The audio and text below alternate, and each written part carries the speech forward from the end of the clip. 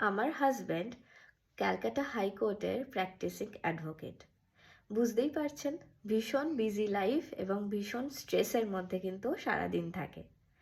তাও আমি দেখেছি ও মাঝে মাঝেই বাড়িতে যখনই একটু সময় পায় তখনই অল্প কিছু টুকটাক বা বেশ ভালো কিছু এক্সপেরিমেন্টিং রান্নাবান্না করে থাকে।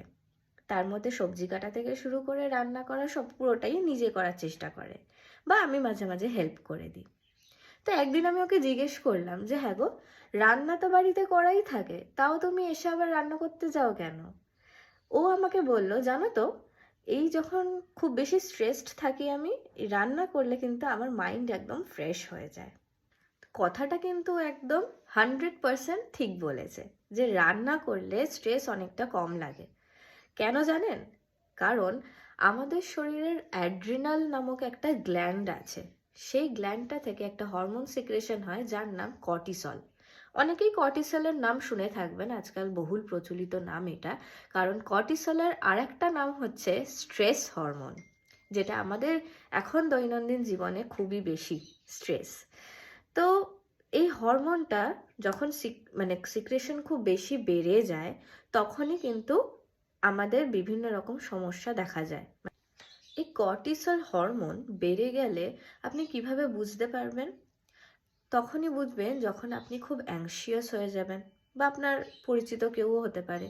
খুব অ্যাংশিয়াস হয়ে যাবেন, খুব ওভার থিঙ্ক করবেন, একটা ছোট জিনিসকে নিয়ে বেশি ওভার থিঙ্ক করা। ব্রেন কাজ করবে না, মনে হবে আউট অফ মাইন্ড হয়ে গেছি, কি বলছে, কে কি বলছে, আমি এই যে কথাটা, একটা মানুষ কোনো কথা বলছে তার অ্যান্সার কি দেব, সেটা যেটাকে ব্রেন ফগ হয়ে যাওয়া বলে, সেইটা। ইরিটেবিলিটি তো সবসময় থাকবে, একটা বিরক্তি সব জিনিসে, কোনো জিনিসের কনসেন্ট্রেশন নেই, কোনো জিনিসে আপনি কিছু করতে পারছেন না। এই রকম অনেক রকম সমস্যা হতে পারে। এছাড়াও যে ফিজিক্যাল সমস্যাগুলো হয় সেগুলো হচ্ছে প্রচণ্ড পরিমাণে মিষ্টি খাওয়ার জন্য ক্রেভিংস হওয়া। মিষ্টি খাওয়ার জন্য ক্রেভিংস বেড়ে যায়, আপনার বেলি ফ্যাট বেড়ে যাবে, ইমিউনিটি অনেকাংশে কমে যাবে, এবং মেয়েদের মধ্যে দেখা যায় পিরিয়ডসের ইরেগুলারিটি, ঠিক সময় মাসিক না হওয়া, এই সমস্যাগুলো কিন্তু খুবই কমন। এবার আমাদের জানতে হবে কর্টিসল কেন বাড়ে, কর্টিসল হরমোন কেন বেড়ে যায়।